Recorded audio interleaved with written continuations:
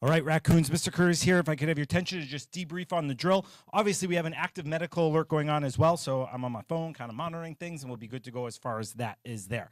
First, remember, staff, you got the back channel came into your email, so if there are any questions that pop up, and that includes throughout the day, if anybody has any questions about how things work that you think, if you need to just throw anything on there, then we can also debrief it later in the week and go from there. All right, sorry, I could hear my voice. It was creepy. All right. Few quick notes that I jotted down as we were evacuating before we kind of go into general safety stuff. First off, good question came in. Like, remember, we're leaving the building for a particular reason, whether there's a fire, gas leak, whatever it is, we're leaving the building, and sometimes our main exits may be blocked. So while North Campus naturally goes to the West Fields for their rally point, or South Campus goes to Ruck Stadium, if your entrance is blocked and you have to go out north, you don't run all the way across campus to get to Ruck Stadium. You go to the closest possible rally point. So staff, I know we have the maps, and those maps are really designed in an ideal situation. But we know in an emergency, it's probably not an ideal situation. But we plan for the ideal, and then we adapt and we go from there as things work out.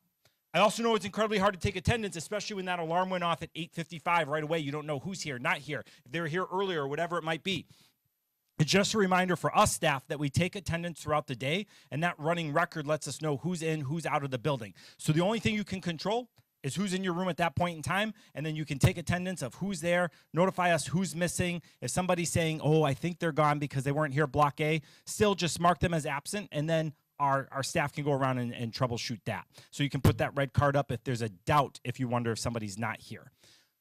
In the past, we've also had these during transition points where then we would return to an earlier class in the day and take attendance that way. So again, when we take attendance for first hour or block A or block C, these all become part of our records where we can go back and account for students throughout the day, especially if we had a large scale evacuation where we had to go to a reunification point and we had to take attendance maybe 7-8 hours later. When we go to the rally points, it's to keep us clear of campus. Maybe there's a fire or there's first responders coming. We're just making sure that we can give as much access as possible and not encroach on the people doing their jobs so that they can get into the building and figure out whatever's happening. I go back to the fire we had last year. We had those ladder trucks show up, and they would not have been able to do their job and to get to those second floor levels to put that fire out or to assess that situation if we were all standing there waiting. So we want to give the first responders the space they need. Clarifying for the 900th time, because it already came up once, rally points are not where we go if there's an active shooter or somebody looking to cause us harm. Medical alert's going to be all clear, so that's good. So if there was an active shooter, we would run off campus. It's every man for itself. Attendance at that point in time does not matter. We get off campus. We run somewhere safe. We listen to first responders telling us where to go, and we figure out where to go after that situation. So if there was an active shooter on campus, we wouldn't all just go sit at Ruck Stadium and wait for information. All right. Remember, when we go outside, it's for a long time. The weather's nice today, but if it was raining or whatever, we might be outside for a long period of time. Let's be mindful of our friends in crutches, walk with them, help them get there. Today we kind of told you to hang out by the doors because you didn't need to go all the way down there because there was a drill. But in an emergency situation, we want to make sure we walk with them and that we modify where they go. Maybe they don't need to walk all the way across Ruck Stadium. Another adult with maybe prep period can stay with them at a more entrance point so they have to walk even further. And that's what I got as far as that goes. And then the fire drill was great. Less than 2 minutes, we were out. Only one door was left open. It was really great. Nothing could be improved there. We did a really good job as far as that goes. That being said, I want to just review some quick safety things before you get to take a break. I'm going to turn it to Officer Dunn to talk about traffic. Come on in. Get right in. All right. Just some reminders about traffic in the parking lot. Make sure you're following the correct direction in the parking lot. There's angle parking, so you know which direction you're supposed to be going. Some of the areas have arrows. Make sure you're going the correct direction. Do not be driving across stalls. And be patient with each other at the beginning of the school day, at the end of the school day, during lunch and pride. Be patient when leaving the parking lot.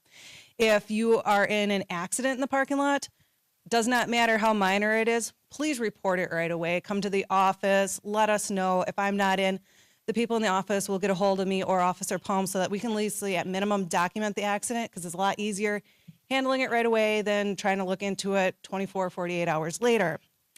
Reminder, the speed in the parking lot is 15. When you're leaving for lunch, it's 15 miles an hour. Slow down a little bit. And also make sure you have your parking permits displayed. That lets me know that you have permission to be in the parking lot, that you're not somebody from a neighboring neighborhood parking in the lot or somebody else who's kind of watching the area parked on our lot. So for safety, make sure you have your permit displayed at main campus and at East Campus. You paid $200 for that parking permit, so don't let somebody park for free. Yeah. All right. A few other quick things from safety that I just want to point out. We've been doing a phenomenal job with IDs coming in and out of the buildings. Yeah, a few of you forget them, but just remember, if you lost your ID, we can get you a replacement. We'll charge you $15 and get you a new one. Or if you show up several days in a row without your ID, we'll just do it for you.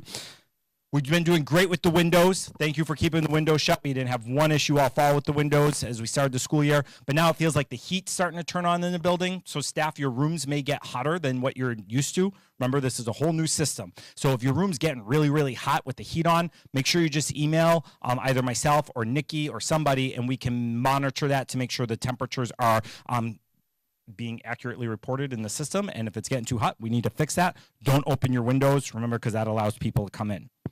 In the hallways, remember we have pink passes. Again, another thing where we've been phenomenal at it. So just a reminder, the importance of the pink pass and why we do the pink pass when we're going to the bathroom or anything else like that is it has your name and it has the date and the time you're supposed to be out there.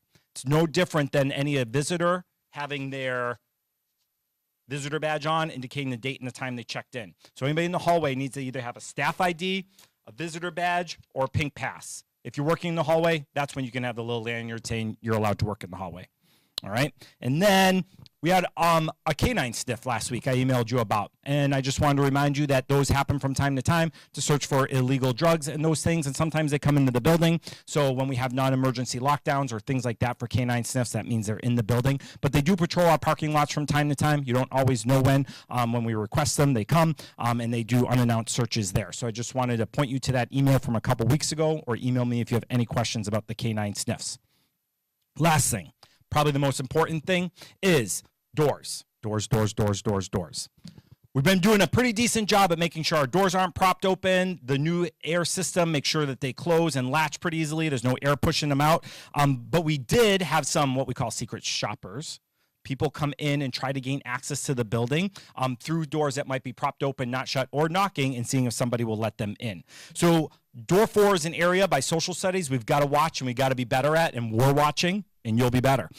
We had door 4, we had somebody get let in. Somebody was just leaving to go out to the north parking lot, and they left the door open for somebody to walk in. And these people were not OHS or OASD students or staff members. And these individuals walked our building for 13 minutes without a badge, without anything. And they weren't approached by anybody. Officer Dawn had to escort them out. She obviously arranged for the secret shopper to happen.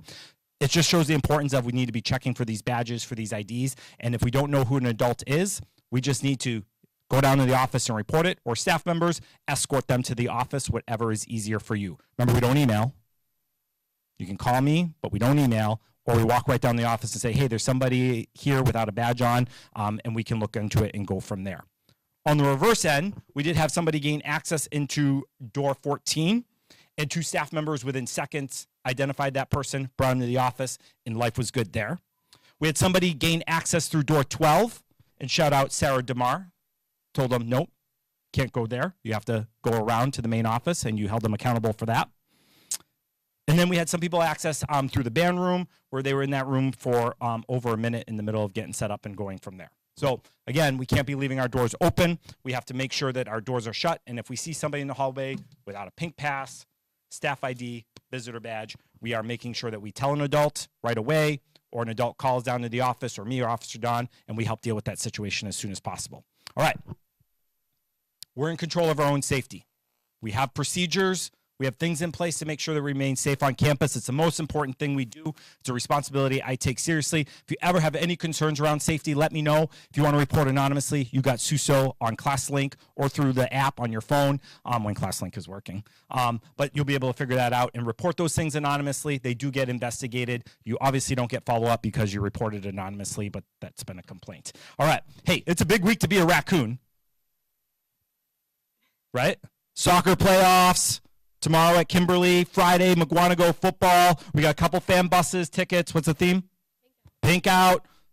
Saturday, regional finals, volleyball, boys volleyball this week. Oh my gosh, there's so much. RCC will be back tomorrow to fill you in on all the details, all right? If you have any questions, email me. Have the best day of your life, Raccoons.